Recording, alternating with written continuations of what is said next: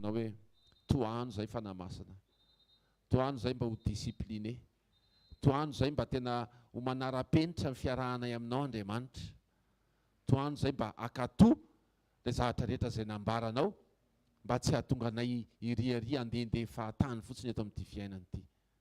Toano zay Andriamanitra mba hafana ao aminao, tsy ho matimaty zay. Toano zay Andriamanitra rehefa nanambara hoe hiaraka aminao zay dia hiaraka aminao mandrakizay. Dia tahony tsirairay avy ao anatin'izany ezaka zany Andriamanitra. Tsy tena hoe ezaka ilay izy fa fitiavana miaraka aminao. Dia misaotra ray amin'ny anaran'i Jesosy a. Alleluia. Amen. Ndao tsika hitehaka mafy a, voninahitry ny Tompo. Alleluia. Alleluia. Mbola hitohy hivavaka ihany tsika. Ray masina tsara indrindra kanay aminaran'i Jesosy a. Mankasitraka feno anao zay Jesosy fa mbola nomenao an'izao andro zao indray, izao fotoana izay, zao hianaranay eo an-tongotrao Jesosy malala. Jesosy a, mangataka ny ranomasina izay, hanadio tanteraka ny tontolo ny fieritreretanay. Ianao Jesosy mahita ny fo sy mandinika ny voa, ny any amin'ny atilalinay ihany hitanao tokoa Jesosy malala, dia mangataka izay ka misy zavatra tsy namboleny tananao ao anatin'ny fisaintsainanay sy fieritreretanay toa mibahana Jesosy, tsy andrenesanay ny teninao sy tsy atsapahanay ny fihevitrao mahakasika anay, dia diovy amin'ny ranomasina izany. Atolotra ianao koa Jesosy ny fonay, ho fenonao ny fahatsaranao Jesosy malala.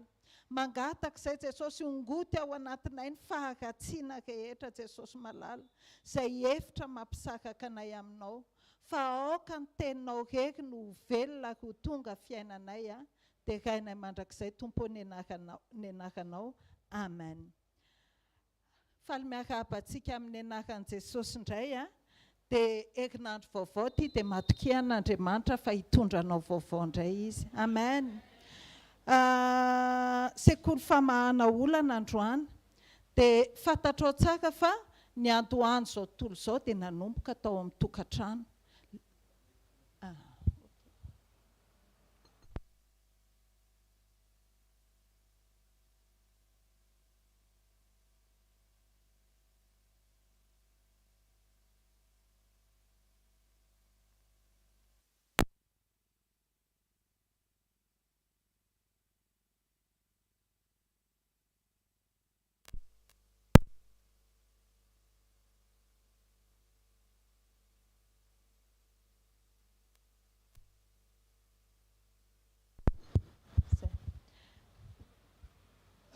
Ozy atao hoe fiandohany zao tontolo zao a, dia nanomboka tamin'ny tokantrano. Noho izany a, raha vao ao anatiny le olona anankiroa ao an-tokantrano, raha vao tao anatiny Adama sy Eva nisy olana, dia zao misy olana zao tontolo zao. Raha vao ao anatiny tokantranontsika tsirairay avy misy olana, dia misy olana ao amin'izao tontolo zao. Fa mila miatomboka miverina ao amin'ny tokantrano alohantsika. Amen. Ozy izy ny tenin'Andriamanitra raisitsika anke ho dingadinganiko ny vakiteny a. Genesisy a, toko voalohany a, 5:9 sy 7:20 amin'ny anaran'i Jesosy. Ary Andriamanitra nanao hoe andao isika hamorona olona tahaka ny endritsika, araka ny tarehantsika. Ary aoka izy hanjaka amin'ny hazan-drano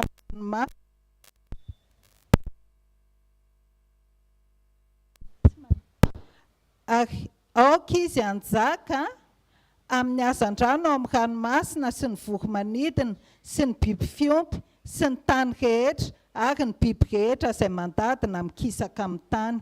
Ary Andriamanitra nahary ny olona tahaka ny endriny, tahaka ny endrik'Andriamanitra ny namoronany azy a, lahy sy vavy ny namoronany azy. Amen.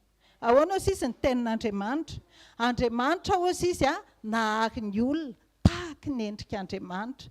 Dia fataro tsara aloha dia ny eto am-piandohana fa le famoronana antsika mbola tsy vita fa mbola manohy Andriamanitra. Tsy hoe nahaky Andriamanitra dia io fa misy iokina io fa misy ny taova-ketra dia vita izay, fa mbola mamolavola eo an-dalam-pamolavolana antsika Andriamanitra ho tahaka ny endriny. Finalité amin'ny famoronana antsika izany dia tsika manao ilay endrika Andriamanitra tokoa. Dia ilay zavatra rehetra andalovantsika eo amin'ny fiainana io tsy inona io akokiny fa ilay famolavolana antsika hahatonga antsika moka n'ilay tena endrika Andriamanitra. Amen.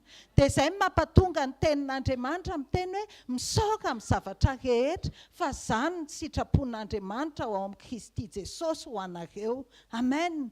Mety hoe loza ny fahitantsika azy indraindray, mety hoe mangikifiky ny fahitantsika azy indraindray, fa fitaovana io entin'Andriamanitra hamolavolana antsika aneo an'ilay tena endriny tokoa. Amen. Andaontsika hanaiky fotsiny ho volavolan'Andriamanitra, andaontsika hanaiky fotsiny ho volavolan'ny tenin'Andriamanitra, andaontsika hanaiky fotsiny ho faty amin'ny tena, ho faty amin'ilay nofontsika, ilay fihetsepontsika, ilay fieritreretantsika, fa hanaiky ho entin'ny tenin'Andriamanitra. Amen.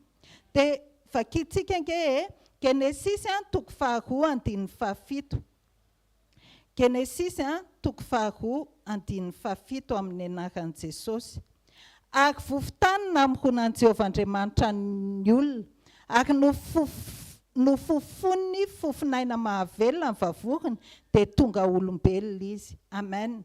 Amin'ny teny frantsay moa io dia hozy izy hoe l'Éternel Dieu façonna l'homme, izany hoe ka lehilahy aloha, fa raha miverina ao amin'ilay Genesis 1:26 teo tsika dia amin'ny dikateny fototra,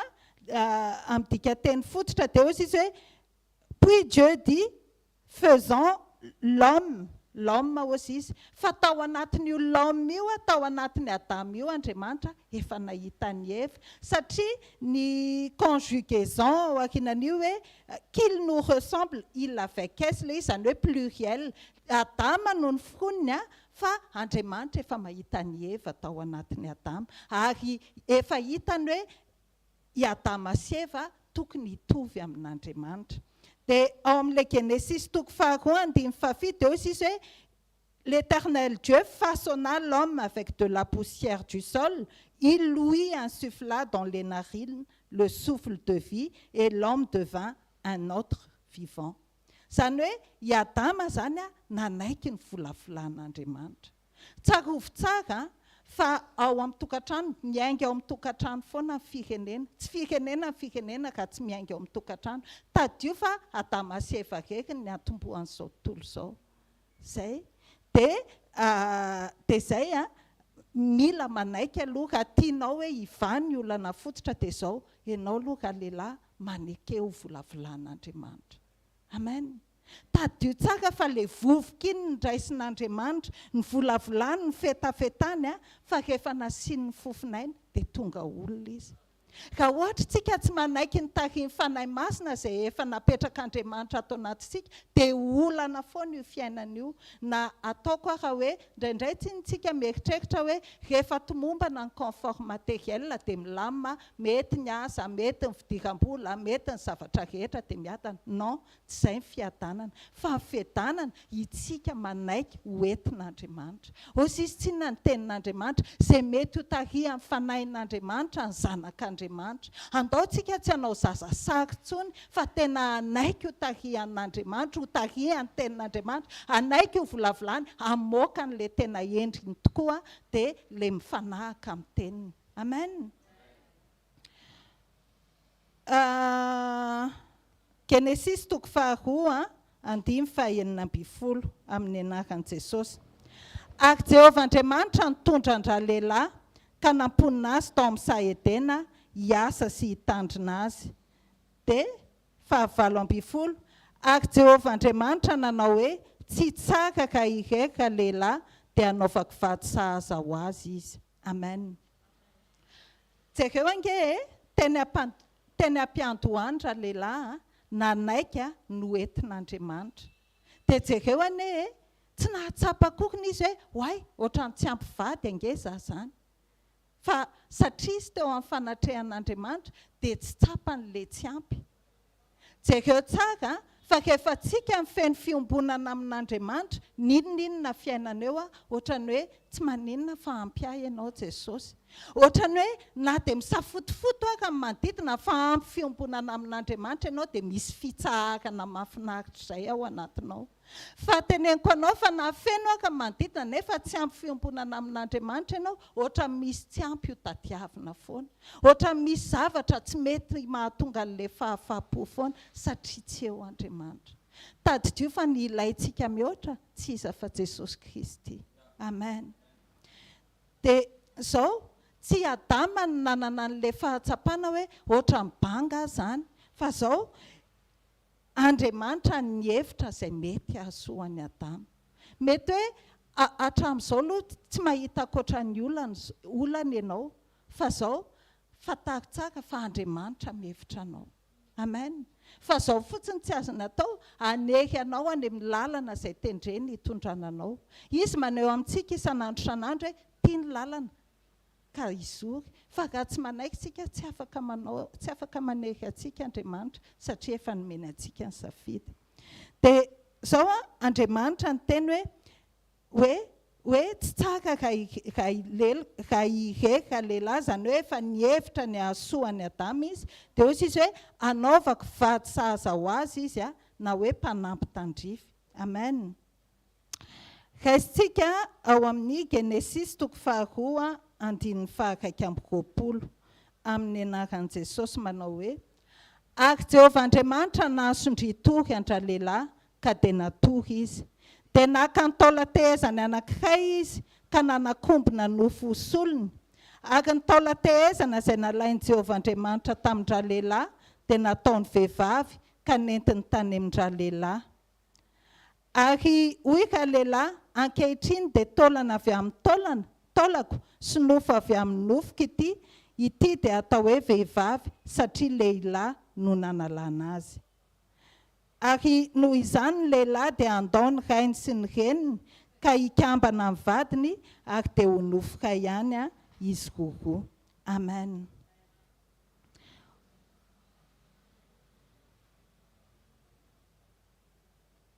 Ozy izy ny tenin'Andriamanitra. Rehefa ny tenin'Andriamanitra hoe mila vady, mila mpanampy tandrify ity lehilahy ity dia izao nahasondritory andra-lehilahy Andriamanitra. Andriamanitra tsy nanao tao anatin'ny Adama hoe andana dadavy izay metimety aminao, efa mpanjery ihany ange tsy Adama no nijery fa Andriamanitra no nahita hoe tsisy mety amin'ny Adama reto biby ny fonony reto, fa tena mila mpanampy tandrify avy ao anatiny ihany izy no avoaka an'Andriamanitra. Amen. Dia izao nahasondritory an'Andriamanitra, nahasondritory an'i Adama Andriamanitra. Izany hoe raha ny tena marina tsika tsy tian'Andriamanitra hihevitra ny fiainantsika, fa tsika tian'Andriamanitra mihoatra hihevitra ny fisiany ao amin'ny fiainantsika. Amen. Tsika tian'Andriamanitra mihoatra hanankina ny zavatra rehetra eo aminy, fa tsy hiadidy ny fiainantsika. Amen. Fa rehefa mety ny fiombonantsika amin'Andriamanitra dia Andriamanitra mitarika antsika dia mety ny zavatra rehetra. Amen. Nahasondritory andra-lehilahy izy izy ny tenin'Andriamanitra dia natory izy, nanaiky i Adama hoe matorilo ianao dia matory izy. Dia tao anatin'ny fahatoriany Adama izay tao Andriamanitra nikarakara ilay vady sahaza ho azy. Ary hitanao ilay vady sahaza nalain'Andriamanitra tao amin'ny Adama nanaiky koa ho volavolan'Andriamanitra. Io fiainana io izany tsy mety mihitsy raha tsy tsika manaiky ho volavolan'Andriamanitra. Io fiainana io tsy mety mihitsy raha tsy hoe miankina amin'Andriamanitra. Io tokantrano io tsy mandeha mihitsy raha tsy hoe miankina amin'Andriamanitra izy roa. Amen. Dia izay vao tonga amin'ilay hoe ary tsara indrindra izany. Misy ny tsara rehefa hoe misy jiro anankiray ao tokantrano, fa tsara indrindra raha ohatra ka jiro no mirehatra ao. Amen. Dia na ny lahy na ny vavy tokony manaiky ho volavolan'Andriamanitra. Amen. Andaontsika anaiky tsy eken'ilay nofontsika ilay izy, fa mahasoa antsika ilay izy. Fa andaontsika anaiky ho volavolan'Andriamanitra dia mitsahatra daholo io olana rehetra io. Amen. Mahatoky ny fitondran'Andriamanitra eo an-tanana. ady hevitra be moa le hoe ianareo vehivavy manekeny vadinareo dia hoe atraiza moa le soumission fa miteny aminao fa amin'ny fotoana ianao manaiky ny sitrapon'Andriamanitra, amin'ny fotoana ianao mitondra ambavaka ny vadinao na ny lahy mitondra ambavaka amin'ny vavy mba ho tanteraka ny antom-pisiany na ny vavy mitondra ambavaka amin'ny lahy mba ho tanteraka ny antom-pisiana voalohany indrindra no antsika dia izao tahaka ny nataon'i Jesosy hoe manao izay sitrapony indray dia rehefa mivavaka tsika ho an'ny ilany ho an'ny vadintsika dia izao ho ataon'Andriamanitra izany. Amen.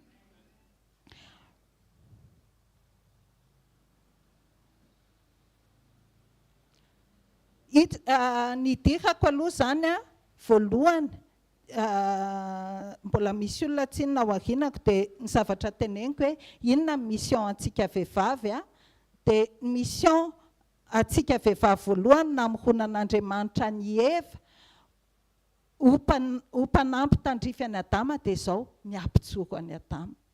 Mission ako ao atokantranoko tsy hoe hiteraka hoy manaraka izany, tsy hoe hiasa nampony zanako hoy ilainy izany, fa voalohany indrindra ampijoro ny fiainam-panahin'ny vadiko. Amen.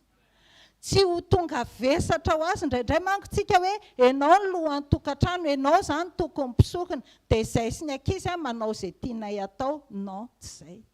Fa ny rôlako voalohany ao atokantranoko dia izao manao izay fomba rehetra tenenin'Andriamanitra hampatonga an'io lehilahy io hijoro araka ny sitrapony. Amen. Le asa an'Andriamanitra fa zahako ny ataoko dia manaiky io tarihan'Andriamanitra mba hijoro io. Ny toetra avokako mampijoro an'io lehilahy io na mahalavo azy. Rehefa isan'andro tonga ao atokantrano izy dia kitakita izay tiako ihany, ce que j'aime no manjaka eo tsisy lehilahy tafajoro izany eo. Fa raha ohatra kosany ahoana ozy izy ny tenin'Andriamanitra amin'ny fanahy doux et paisible, fahalemem-panahy sy miadana rehefa izay no entiko ao atokantrano dia hitany tsara hoe manaiky azy, manao ny sitrapony, mitondra mambavaka azy, mitory ny teny amin'ny alalan'ny fitondran-tena dia mijoro io lehilahy io. Amen. Aoka izany hitsahatra hoe ka izy nge makaleo be izy fa tadio tsara fa ny foronina ianao hanampy azy.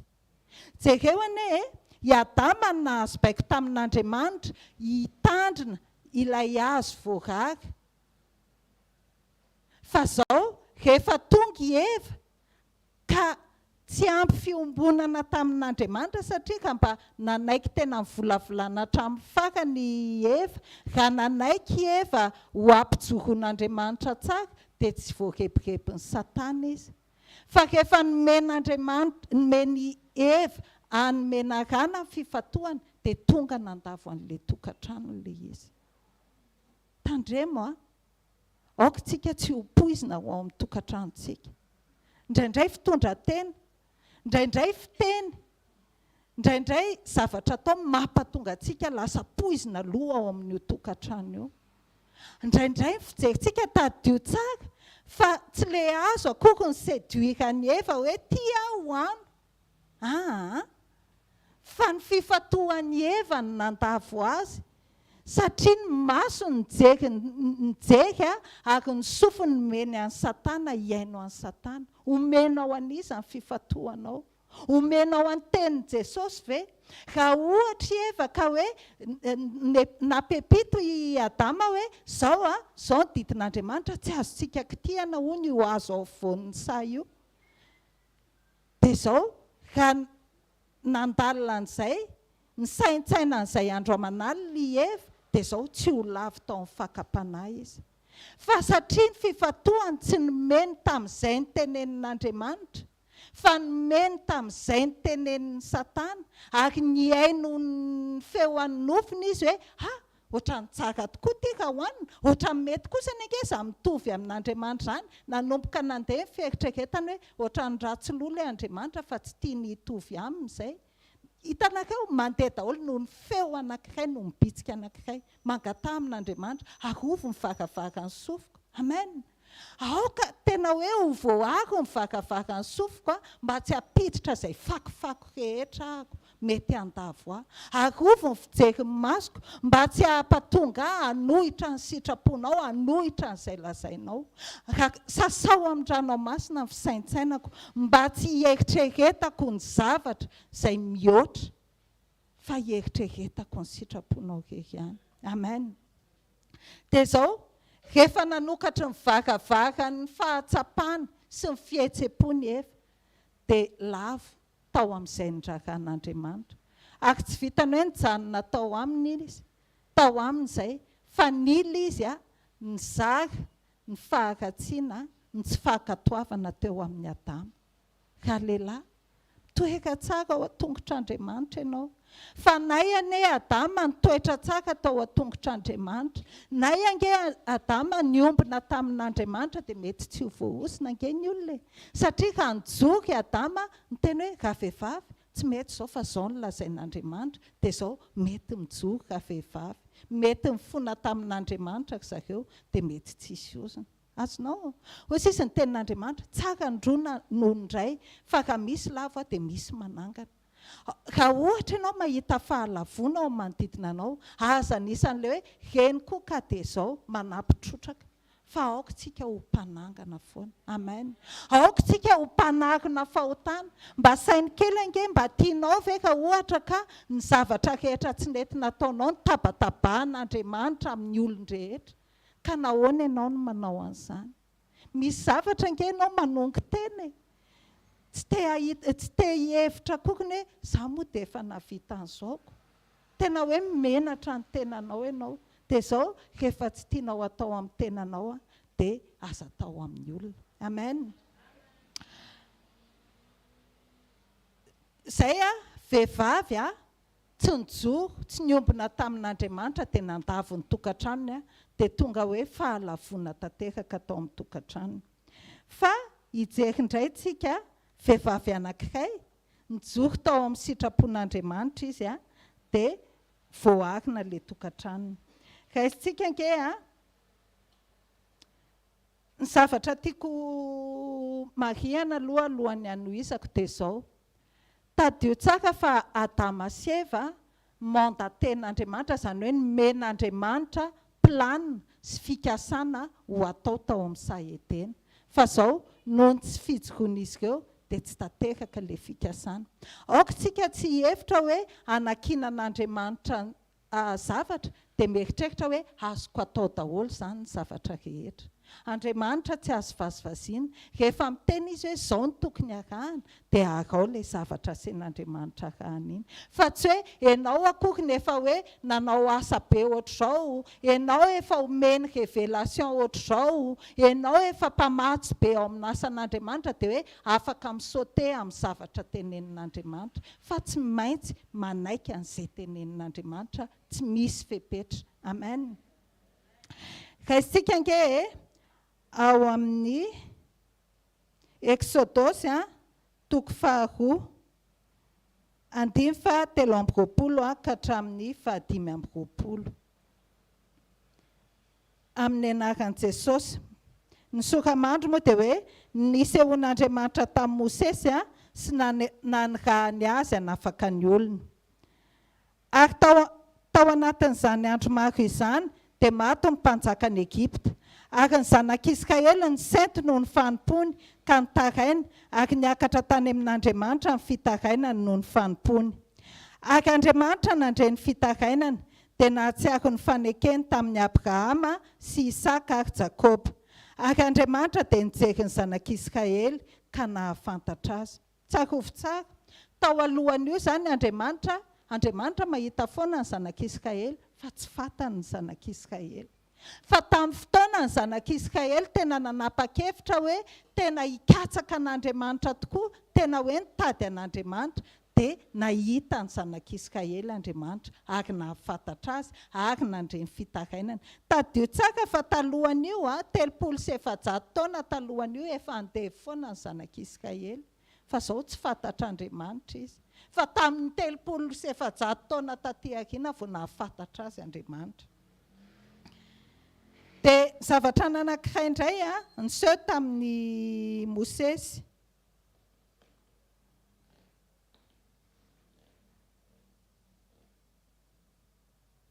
Exodosy toko 7 andiny voalohany rehefa nipaka tamin'Andriamanitra zany ny fitarainany zanak'Israely dia niasa Andriamanitra tamin'ny alalan'i Mosesy. Exodosy toko 7 andiny voalohany amin'ny anaran'i Jesosy.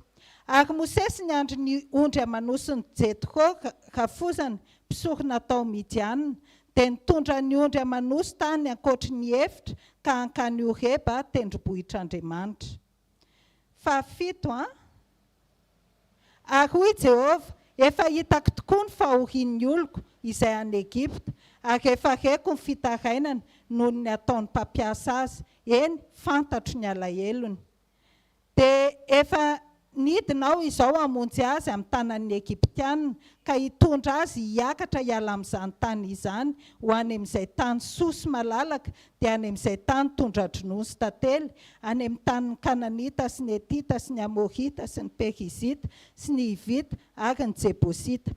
Ary ankehitriny indro ny fitarainany zanak'Israely dia efa mby aty amiko, sady efa hitako koa ny fahoriana izay ampahorian'ny Egiptianina azy. Koa avy ankehitriny ianao irahako ho any amin'ny Farao hitondra ny zanak'Israely oloko hivoaka avy any Egipta. Amen. Nahazo mandat i Mosesy hoe andanao izy ny tenin'Andriamanitra, reko ny fitarainany zanak'Israely, avy ianao irahako hanafaka ny zanak'Israely. Raha hoe ohatrany hoe ananan'Andriamanitra fitokisana izany dia tokony hoe wow, mandeha jolie izany ny fiainana fa Andriamanitra mihitsy ny naniraka, fa izao misy indro kely ao. Exodosy toko 4 andiny 7 ka hatramin'ny 9. Amin'ny anaran'i Jesosy. Ary hoy Jehova tamin'i Mosesy tany Midianina, mandehana miverina any Egipta, fa maty ny olona rehetra izay mitady ny ainao. Dia nalainy Mosesy ny vadiny sy ny zanany lahy ka nampitaingen'ny boriky, dia niverina ho any amin'ny tany Egipta izy, ary nentiny Mosesy teny an-tanany ilay tehin'Andriamanitra. Ary hoy Jehova tamin'ny Mosesy, ka mandeha miverina ho any Egipta ianao, indreo ireo fahagagana rehetra ireo izay nataoko ao an-tananao dia ataovy eo anatrehan'ny Farao, ary izao hanamafonifony ka tsy handefany olona izy. Ary lazao amin'ny Farao hoe izao no lazainy Jehova zanaklahy matoa Israely, ka efa nolazaiko taminao hoe alefaso ny zanako mba hanompo ahy, ka efa nandady tsy handefa azy ianao, koa indro izao hamono ny zanakao lahy matoa. Ary no ny tany an-dalana tao amin'ny fandrembahiny izy, dia nitsena azy Jehova ka nitady hamono azy, tady hamono amin'ny Mosesy Jehova. Dia naka fiakatra vato zipory ka namora ny zanany, ary izay nesoriny dia natsipy teo anilan'ny tongony, ka hoy izy, efa vady azoko amin'ny fandatsahan-dray ianao. Dia niala taminy izy ary hoy ka vehivavy, vady azo amin'ny fandatsahan-dray ianao noho ny fory. Amen. Tsarovy tsara, iza no naniraka ny Mosesy? Andriamanitra no naniraka ny Mosesy. Dia izao anefany, rehefa nandeha Mosesy, rehefa teny an-dala Mosesy, dia iza nitsena Mosesy hamono azy? Andriamanitra nitsena Mosesy hamono azy, tsy ny Satana no avy hamono amin'ny Mosesy hoe aniraka an'le hoe anakana Mosesy tsy hatateraka ny famoahana ny libération zanak'Israely, fa Andriamanitra no nitsena Mosesy hamono azy. Satria naninona? Satria nisy zavatra tsy nitandrema Mosesy ao. Tandremy tsara. Tsy hoe manana ny teny fikasana ianao dia hoe mety daholo ny zavatra rehetra. Fa rehefa misy zavatra tsy ankatoavinao ao, dia izao lesy tsy fankatoavana iny, ohatrany hoe zavatra tsy nitandremany Adama, dia izao ozy izy tsy Andriamanitra no namono any Adama fa le tsy fankatoavany namono azy.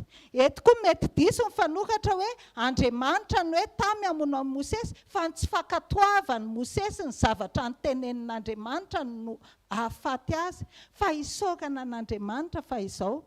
Andraso aloha teneniko hoe inona le zavatra tsy nitandrema Mosesy. Satria efa hatramin'ny andron'ny Abrahama Andriamanitra dia nifanekena nisy teo amin'ny Abrahama sy ny taranany amin'Andriamanitra dia ny famorana. Mosesy nefa nivolavolaina tao amin'ny tokantrano Egiptiana dia tsy nahafantatra an'izany famorana izany. Dia natany Midianina ary izy nandritry ny 7 taona, tsy nihevitra akory nefa nipetraka tao am-pisorona, tsy nihevitra akory ny hoe hiditra amin'ny famorana. Fa hieritreritra izy hoe satria any raha an'Andriamanitra dia andeha hanao ny asan'Andriamanitra tsy voafora. Dia izao nanohitra azy ny tsy fankatoavany. Azonao ve? Nefa ny raha an'Andriamanitra izy. Fa izao le vadiny nanaiky ny volavolan'Andriamanitra. Zipora le vadiny io fa tsy le vato akory ny Zipora. Fa Zipora le vadiny, tsy hoe vato Zipora na hoe vato Safira no nanaovana famorana ny zanany.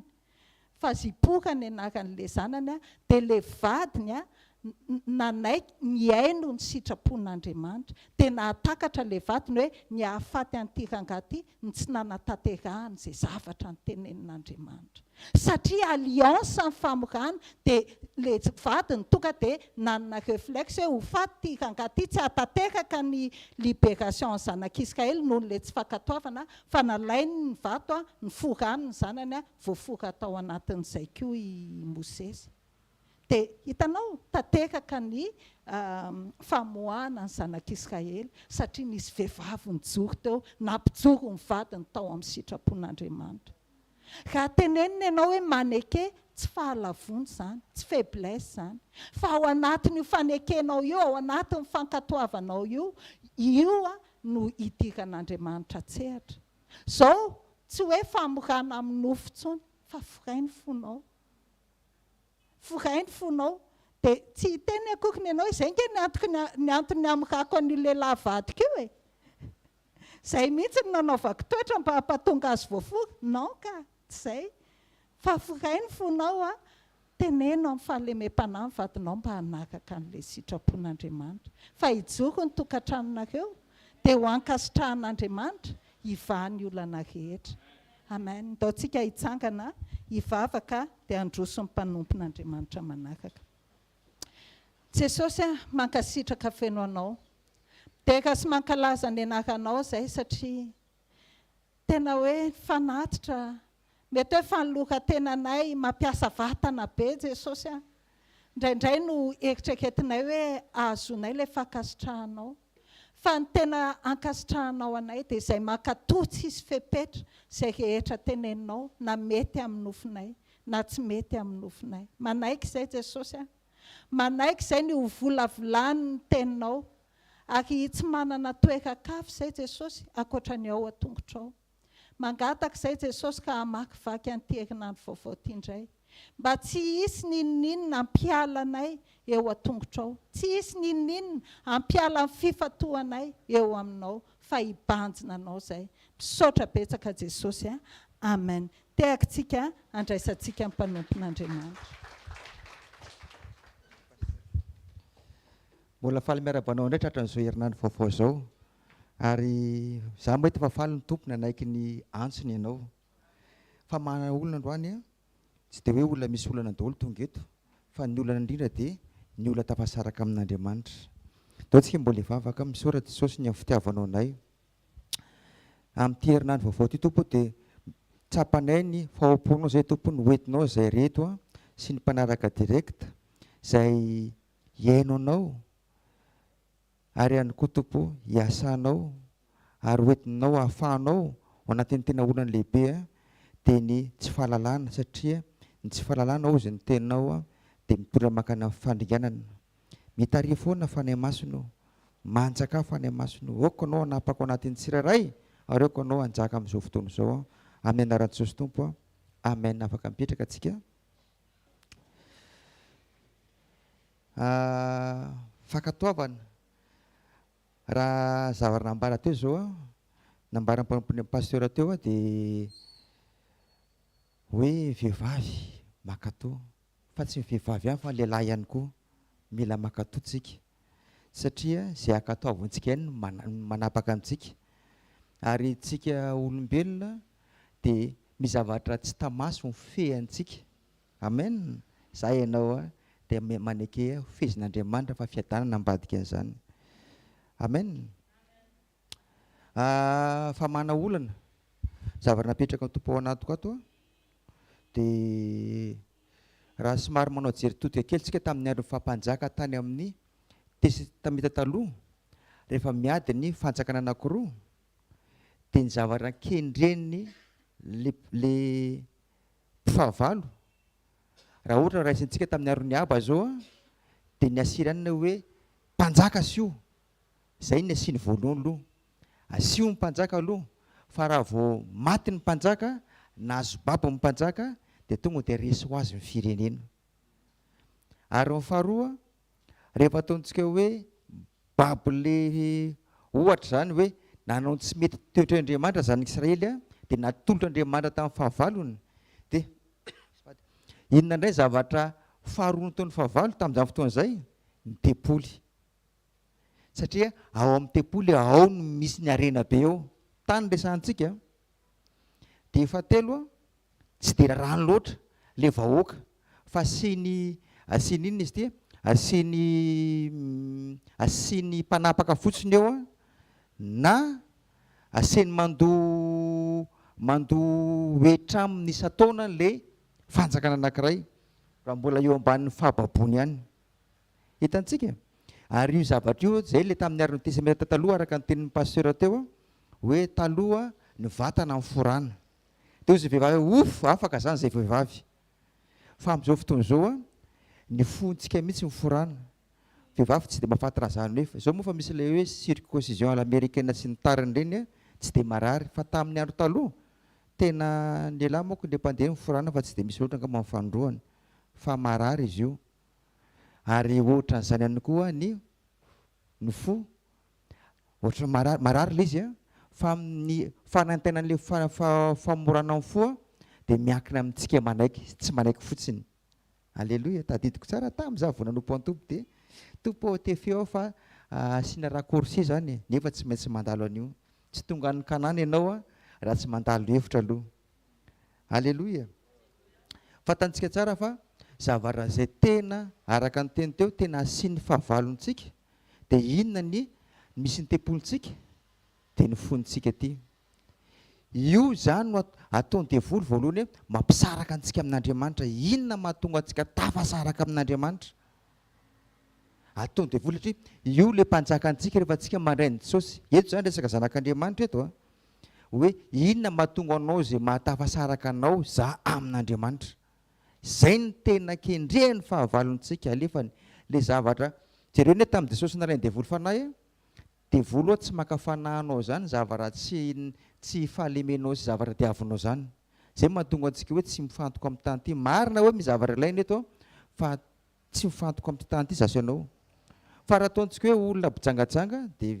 fijangajangana foana no akamy fanahy raha ataontsika hoe olona ty ataontsika hoe renarena famira-pirata zao tontolo zao a dia zay ny akany fanahinao raha ny olona mpifoka sy ny bigioka dia zay foana akany devoly fanahinao rehefa Jesosy hoe tany anefitra tsy nalainy devoly fanahy tamin'ny vehivavy jangy izy ohatra nataontsika hoe tamin'ny vola be ohatra fa inona anoanana satria zay ny problema teo satria efapolo alina tsy ny sakafo zany ireo olona tsy hoe efapolo andro dia alina amin'ny sakafo a fa andro alina zany hoy ny devoly hoe tiany amelezako azy dia hitanao Jesosy nanana firaisana tamin'ny ray foana dia tsy tratra izy ary ny andevoly zay mahatonga antsika mamontsy kolotro zao miombona amin'Andriamanitra satria ny tanjona ny devoly ataony zay mahatonga ny olona anankiray tena tsy tafiombona amin'Andriamanitra tsy hoe tsy tafivavaka tsy tafiombona amin'Andriamanitra rehefa ataontsika hoe raha fa fiombonana amin'Andriamanitra dia iny moa no mora afantarana an'iny hoe orana somary hoe tamin'ny vinao namaky baiboly farany dia ianao mahafantatra an'le izy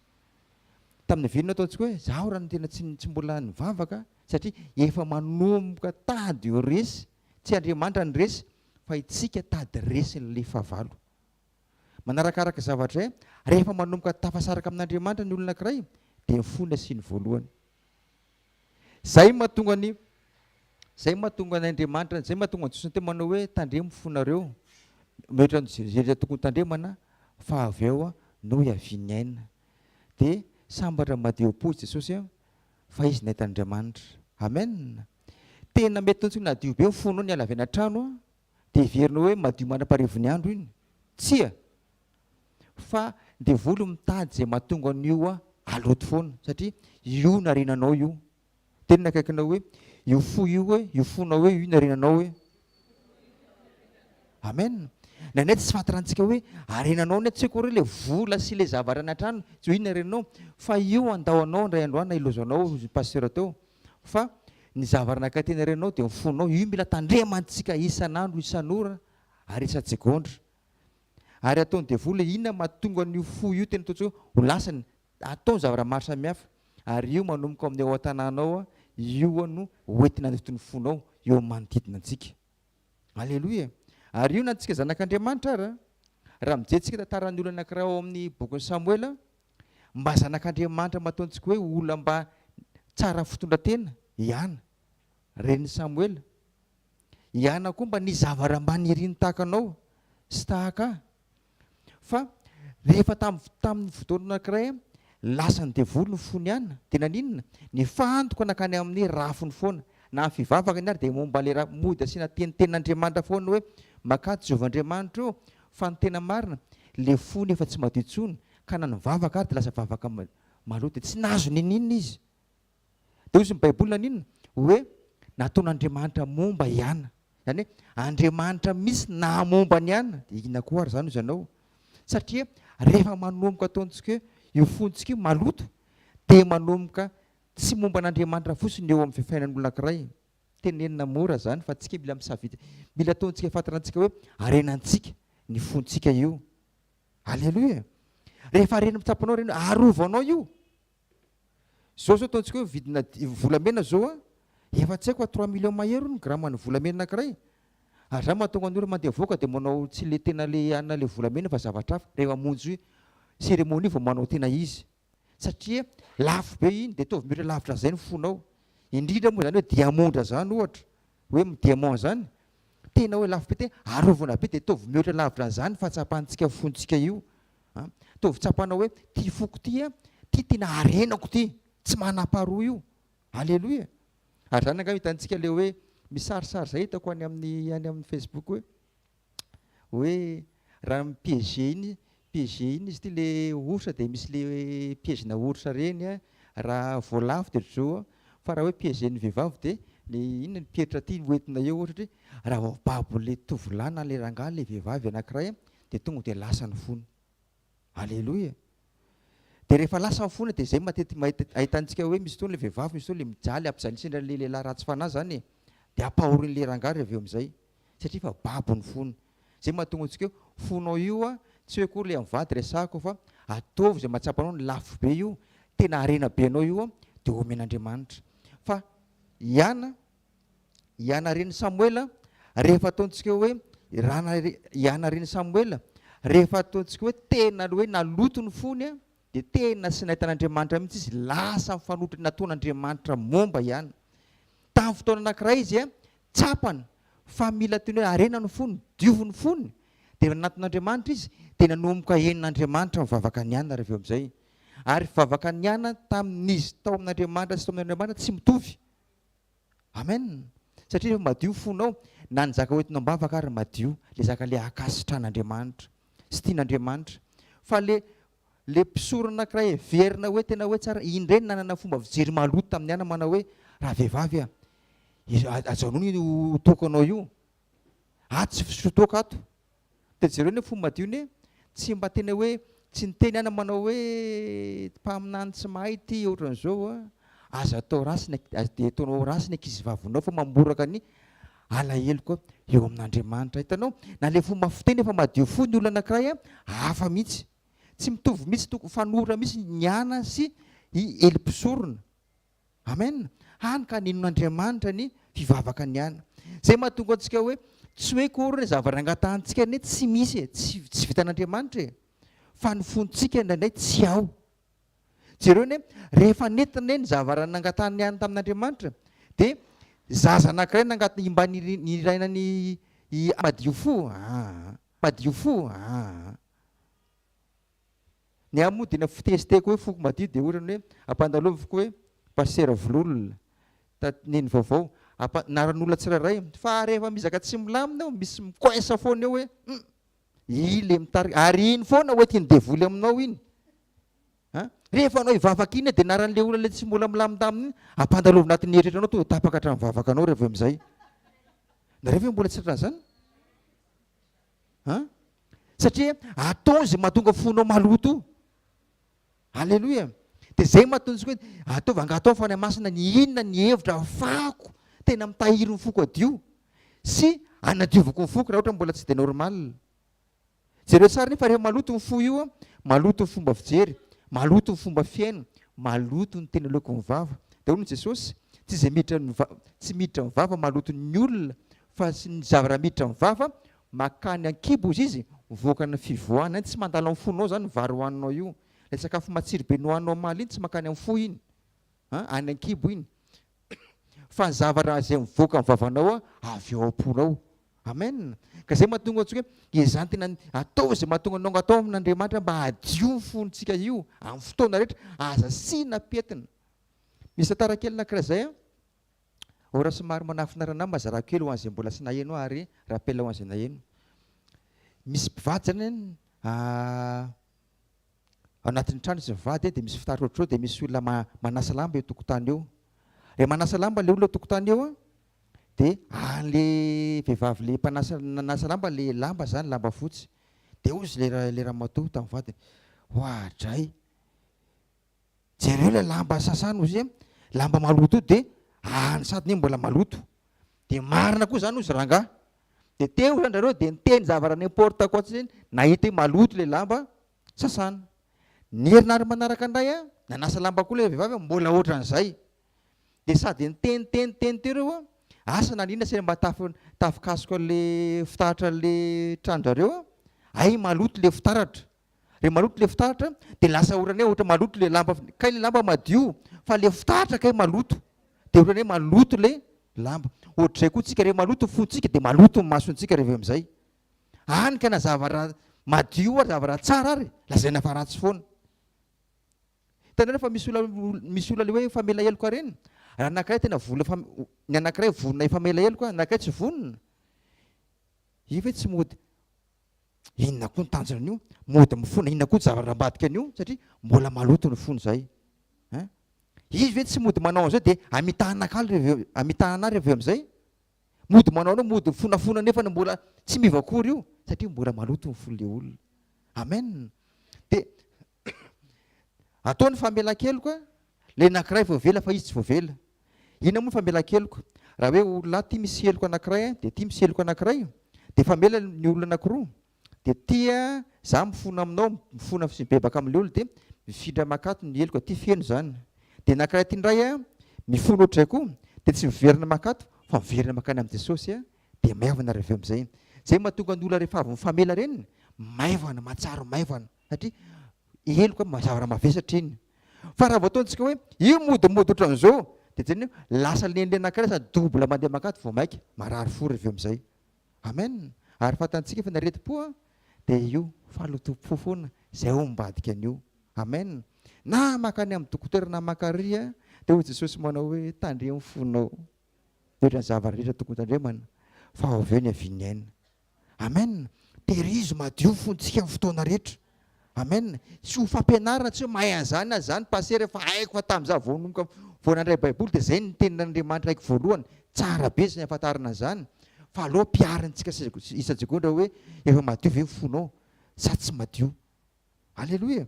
Jereo antsika ne rehefa ataontsika hoe rehefa niteraka ihany rehefa nadio ny fony nomen'Andriamanitra azy zay niry ny fony nomeny Samuela ny afaka ne Samuela tsy mitovy amin'ny zanak'olona rehetra i Samuela izany hoe zavatra avy amin'Andriamanitra miavaka foana.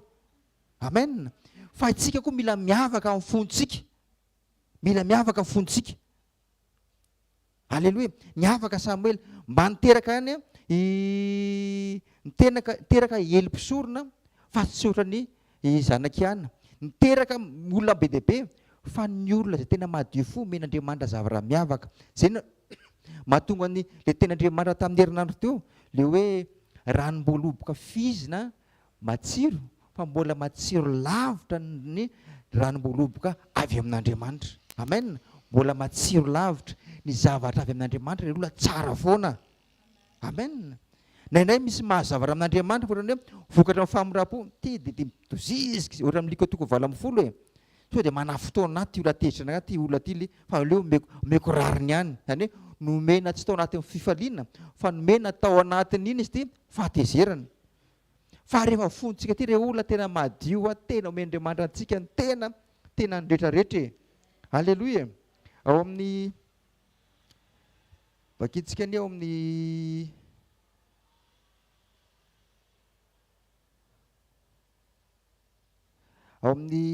Samuela voalohany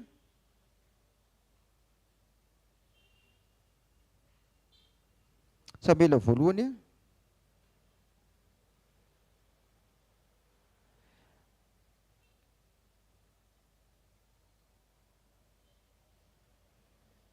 zafady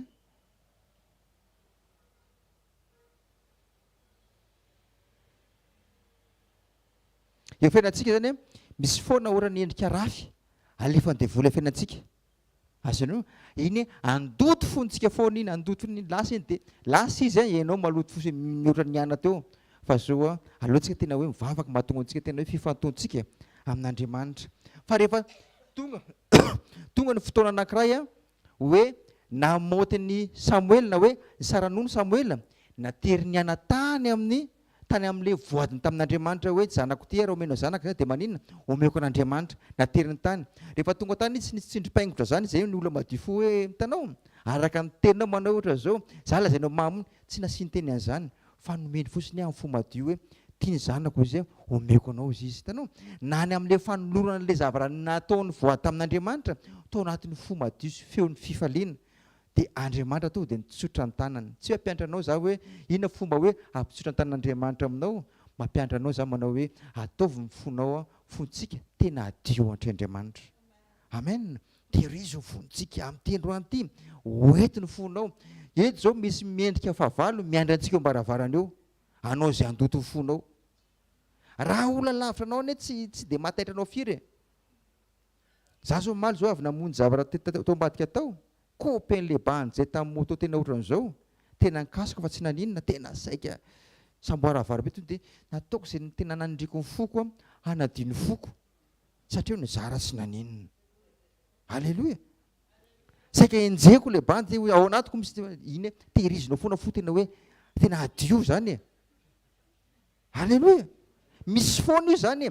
Misy fahavalo tena hoe tena hoe tena ambabo ny fonao io andoto ny fonao io amin'ny fotoana rehetra fa tehirizo ny fonao tehirizo ny foko hoeto ambavaka manakariva fantaro fa hoe io arenanao io fonao io tsy anakiroa io maso anakiroa raha sena tsy eo ny ilany mbola afaka misoveny anakiray ray anakiroa raha sena hoe tsy fonctionne tsara anakiray mbola afaka misoveny anakiray tongotra anakiroa raha mbola tsy eo anakiray mbola afaka misoveny anakiray fa ny fonao anakiray.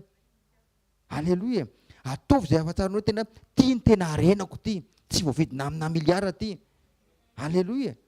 Marina ataontsika hoe mety salama ny fonao tsy salama ny fonao fa atao fotsiny hoe arenanao io. Arovana izy tsy amin'le hoe finanana fanafody finanana hoe zao ny régime mahatonga ny fo salama tsy dia zay loatra aloha ny tiako tena aminao fa arovy io mba adio. Amen. Mba ho hitan'Andriamanitra anao atoloan'Andriamanitra foana. Amen. Hitsangantsika vavaka. Misaotra Jesosy ny amin'ny fitiavanao anay ny amin'ny teninao mampafantara anay mandrakariva fa misy arena be nomenao anay dia ny fonay araka ny ambaran'ny paisiansa fa ny olombelona vao miforona tao an-kibon-dreniny dia ny fo ny forony voalohany ary io tompony tena arena nomenao anay io aoka izany famarina zany velo anatinay mba hikolokoloanay ny fonay eo amin'ny tontolo ara-panahy anadio an'io mba ho feno teninao ho feno fifaliana ary ihany koa ho anjakanao sy tapahanao Jesosy manana-tsanindro makasitraka fa mbola miteny amin'ny fony no tompo misoratra amin'ny fotoana androany ho anao mifankasitrahana manak'izay fantatra fa manotrona anay ianao miteny zavatra aminay ianao mikarakara anay ianao ary koa manamboatra fona ianao satria ianao le tahaka lay mpanao vilany tany ataovy zay taonao fa mamety tompo eo momban'ira manontolo mba anahaka ny fonao ny fonay ary koa tanteraka zay tahaka mifantatrana zay an-danitra makasitraka raha eo ho anao mifankasitrahana manak'izay alleluia amen de amen afaka mipetraka atsika anao mifanatitra atsika ho an'Andriamanitra omen'Andriamanitra izay tsara indrindra eo aminao omen'Andriamanitra tsara indrindra eo aminao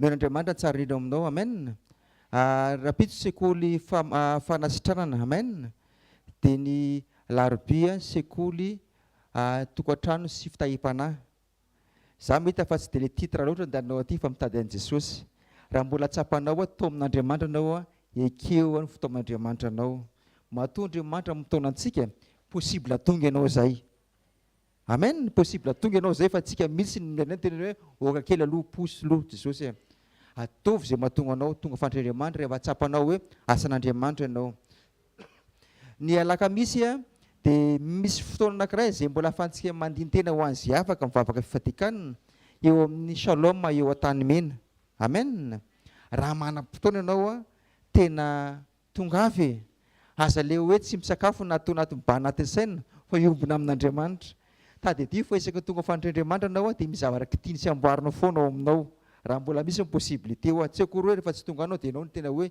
inanindra Andriamanitra mahafantatra tsara misy fotoana anao ton'Andriamanitra hoe tena hoe eto anao afaka manao an'izay tsara dia ataovy le izy alleloia ny zoma indray dia eo amin'ny tranom-pokon'olona lankely alleloia eo amin'ny fotoanantsika fotoanany tsika miaraka amin'Andriamanitra fotoam-panontronana io dia ny sabotsy any bypass manomboka mivaly sasany fotoana raha sitrapon'ny tompo aza ataontsika rehefa taratara foana ny fanombon'ny fotoana dia mba taratara za fa ny tompo rehefa nytena hoe en 8h30 efa eo izy amin'izay amen efa eo izy hiary sakafo amin'ny tompontsika amin'ny fotoana io amen ny fantarantsika amin'ny radio sakafo mpanao antsika ihany koa amin'ny radio FM 90.8 manana be dia be ny olona nahita soa teo amin'ny fiainam-panahiny sy teo amin'ny fiainan'hita maso ny eo amin'ny radio io amen aza mba antsika indray mangatakatiny amen misy olona mijotro volobela voninahitran'Andriamanitra fa ny radio dia niova ny toetrako niova ny ramose niova madama niova ny zanako dia tsika indray lasa ataontsika tsara le mitehaka mamerina voninahitran'Andriamanitra fa tsara kokoa ianao mba hiasan'Andriamanitra amen eto Antananarivo dia misy ny radiontsika any Antsirabe misy ny radiontsika any Antsironmandidy misy ny radiontsika any Majunga misy ny radiontsika tokony amin'ny fréquence 90.8 amen isaka ny adiny iray dia misy ten'Andriamanitra 10 minitra eo dia anatin'ny ray andro dia misy ten'Andriamanitra efatra le oetiny hoe misy efatra isan'andro zany hoe tena misy harena be ireo olona amen tsy manana radio dia mahavidana radio dia teneny koa ny olana ambadimbadika any alleloia meny radio dia fampavatsika mba azotoen'ny radio amen dia ny fantarantsika amin'ny HVK mission events asadino ihany koa amen misy reny directa reny ao amin'ny HVK mission events ary manarakaraka an'izany afaka maka ihany koa anao toroteny hoe toko MP3 dia afaka maka ihany koa anao manatona le pasteur zay hitanao reny fa azo alaina koa reny mitondra flasy fotsiny na telefona dia efa azonao alaina izany rehetra izany tahiny Jesosy tompoka tsangana antsika hivavaka misaotra Jesosy ny amin'ny fitiavanao anay misaotra amin'ny fanotronao anay makasitraka Jesosy io ho anao mifankasitrahana manak'izay Jesosy reto ny zanakao vahoakanao mpianatra ao tompo tehirizo aminao zareo tompo ary aoko famarinany teninao zay renao hatramin'izay sy manaka androany velona ao anatin'ny tsirairay tompo araka ny teninao manao hoe efa mahadio teny nareo araka ny teniko Jaona 15:3 aoko izany teny izany maro anatin'ny tsirairay ho anao mifankasitrahana manak'izay raha eo amin'ny anaran'i Jesosy tompo amen raisiny tsodrano zay tonona feno amin'ny anaran'i Jesosy tompo hitanao Jehovah keranao ampamirapihitra ny tavany aminao Jehovah ka midra fo aminao ananitra ny tavany aminao ny Jehovah ka anomenao fiadanana. Amen. Tahiny Jesosy daholo tompoko. Zareo fahasoavana fa fahasoavan'Andriamanitra natoy zao fahasoavan'Andriamanitra nahajontsika rehetra. Amen.